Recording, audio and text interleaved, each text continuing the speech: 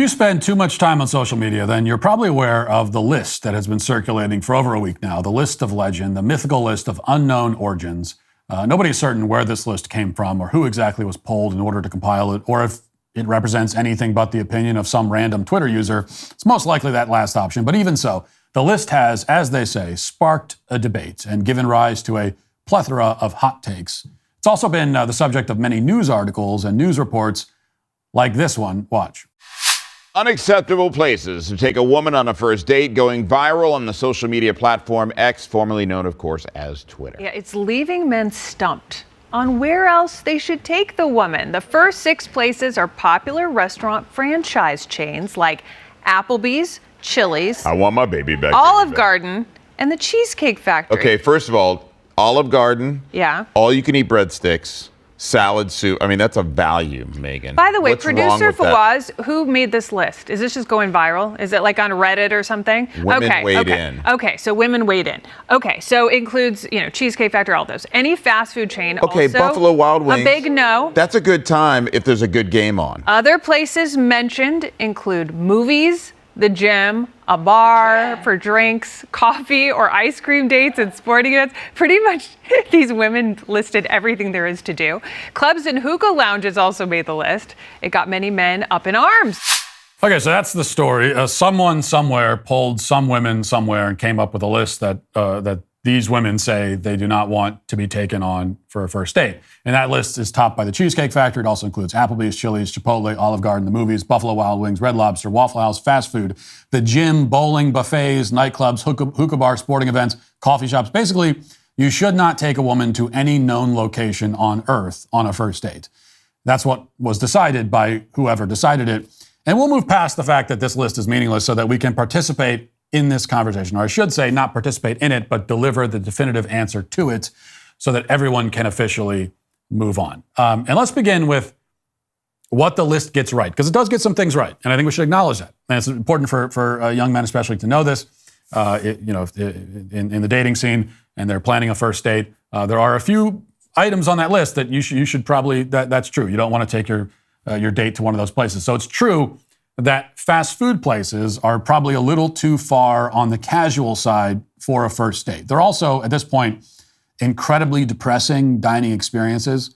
Like I actually went, and this is true, I went inside a Wendy's somewhat recently because the drive-thru was too long. And this was the first time I've even seen one car in a Wendy's drive-thru in at least 25 years. But there was more than one. There was like 3. And I said, this is crazy. And so I went inside. And as soon as I walked in the building, I lost my appetite and then my will to live. Dreary, dirty, depressing, the employees scowling at you. Like they're shocked that you came in also. Like you don't know why you're walking into a Wendy's. They don't know why you're here. And they don't want you there. People are sitting by themselves at tables and corners, like unlit corners, eating stale fries and weeping quietly to themselves. It was horrendous. Now, I still ordered my food and ate all of it, but I wasn't happy about it. And the point is that you don't want to bring a date into that kind of environment until you know that your relationship is strong enough to stare into the bowels of total hopelessness and despair and survive. And you don't want to do that on a first date. A similar issue with Waffle House, which isn't a great first date location unless you're sure that your date loves both waffles and bare knuckle street fights. And if she does, then it's basically dinner and a show. The whole thing costs less than $25. That's a good deal. I'm also going to rule out Chipotle for a first date because first impressions are extremely important, and you don't want her first impression of you or yours of her to include explosive diarrhea. And speaking of first impressions, I'll agree that buffets actually may be problematic on a first date, only because it's too early in the relationship for her to witness you just like crush 6 full plates at Golden Corral. My wife did, I remember this distinctly, my wife did not see me get to work on a buffet until at least like a few months into our relationship. And I annihilated that buffet, and she was gobsmacked. But by that point, she already knew that I was a gluttonous slob, so I was kind of, I was in a safe space. I was safe to let loose. Most of the rest of the places on that list, though, don't deserve to be on the list at all. They make excellent choices for first dates. Coffee shops and ice cream places, these are classic options. Bowling is always fun. Bowling is the kind of thing that everyone has an absolute blast doing once every 3 years. And the great thing about bowling, or something like mini golf as well, is that it gives you a fun activity to do, but still enables you to talk to each other while helping to smooth over any otherwise awkward pauses in conversation. It also allows the man to show off his skills a little bit. And I know you think that I'm joking about that. Well, why does a woman care if you're good at bowling? But it's just being good at something is attractive to even bowling. Now, the only caveat is that, and this is kind of tricky with bowling, you don't want to be too good at bowling. So the sweet spot is to bowl somewhere around a 160, 170 on the upper range of it. You don't want to get over the 200 mark because you want to look like you're naturally talented at things, but you don't want to look like you're so good at bowling because you actually take it seriously and go bowling once a week.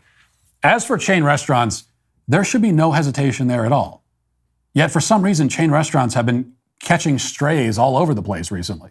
So just 2 weeks ago, there was a viral video of a woman refusing to get out of the car on a first date because she was so offended that the man had taken her to the Cheesecake Factory. Watch. Whew. Let me just get the door for you. Okay.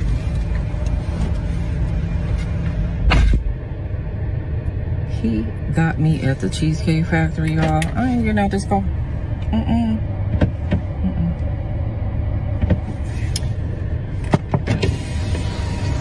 Yes. Would you want me to open the door for you? Look. Are you're recording me? Yeah. This is the Cheesecake Factory. This is the Cheesecake Factory, y'all. What's the problem with that? This is a chain restaurant. Who takes someone that looks like this to a chain restaurant? Now, first of all, the Cheesecake Factory is perfectly respectable. It's also expensive for a chain restaurant. 2 entrees, an appetizer, and a couple of drinks will easily set you back $80 or $90 before tip. And that is a sizable financial investment in a date with someone you hardly know. You know, the Cheesecake Factory, I kind of look at it as the economy plus of chain restaurants. I'm not saying it's first class, but it's not a middle seat and coach either. I spent all of my childhood and a good portion of my adult life thinking of the Cheesecake Factory as a nice, fancy type place. It's the type of place you go if you want to splurge a bit. The first time I ever went to the Cheesecake Factory, I never even went when I was a kid, because when I was a kid, the Cheesecake Factory was way outside of where we were ever going to go if we were going out to eat as a family. And that was like, if I had suggested that, my parents would have laughed at me. The Cheesecake Factory? What do you think, we're millionaires? So the first time I ever went, I was an adult, and I wore khakis to the Cheesecake Factory because I thought this is a fancy place. Now, the second time I wore jeans because I realized it's not worth all that, but still, the point is that no woman should be turning up her nose at a place like that.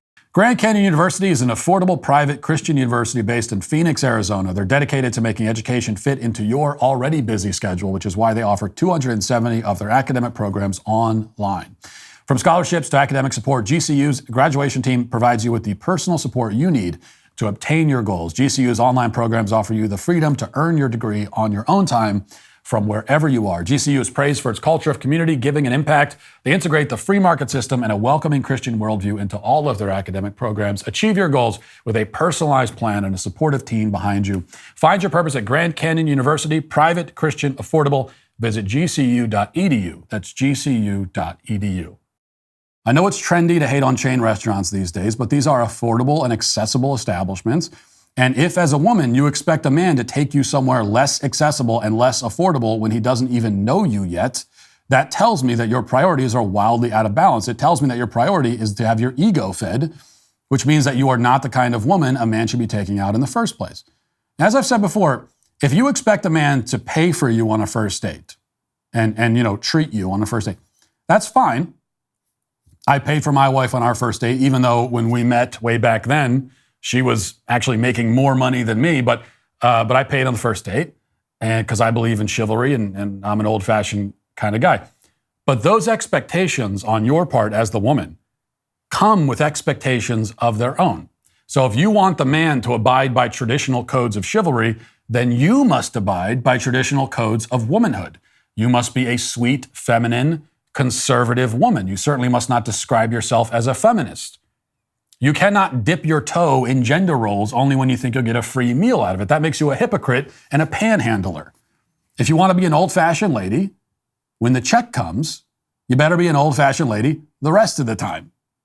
But even if you are playing your part, you cannot demand that a man spend top dollar on you before he even knows you. It's not reasonable to expect a man to invest a day's pay or more into a restaurant tab for the sake of a woman who, for all he knows, because he doesn't know you yet, could be low quality and low character. And ironically, a woman who expects that kind of money to be spent on her by some man she doesn't know has only revealed herself to be exactly the kind of woman who is undeserving of it. Now, I will admit that I did not exactly practice what I preach in this regard. For the first date with my wife back centuries ago, I spent multiple days' pay on tickets to a fancy dinner theater. But she didn't know how much the tickets cost or how little I could afford them and would have furiously objected had she known. But here's the other thing. It was also a risky strategy on my part because there's another reason why I wouldn't recommend it normally, even though it worked out great for me. But I could not come close to maintaining at that level for the rest of our dating relationship. Like that was the best date we would ever go on until we got married, because that I couldn't possibly afford to do that more than once. And from then on, it was Applebee's. And Applebee's was about as high class as it got. And she was fine with that. She's still fine with Applebee's. So, I ended up with the best of both worlds, which is what you want. A woman who knows how to carry herself in a 5-star fine dining establishment, but who's perfectly happy and at home in an Applebee's. And in fact, these days, if there's any Applebee's slander happening in our house, it's usually coming from me, I'm ashamed to admit. In any case, the point is that a first date is about beginning the process of getting to know each other or figuring each other out. You don't need to spend a lot of money to do that. A bowling alley is a great place to start that process, or a Chili's. If the night gets really wild, maybe you do both. There are enough hurdles that stand in your way as a single person in the modern dating scene. There's no reason to add more and unnecessary obstacles by being snobby and high maintenance. And that is why the women responsible for this list, if those women even exist, are today canceled. If you'd like to see what else I have to say, you can access my full show by going to dailywire.com or by going to the Matt Walsh Show Twitter page. Hope to see you there. Godspeed.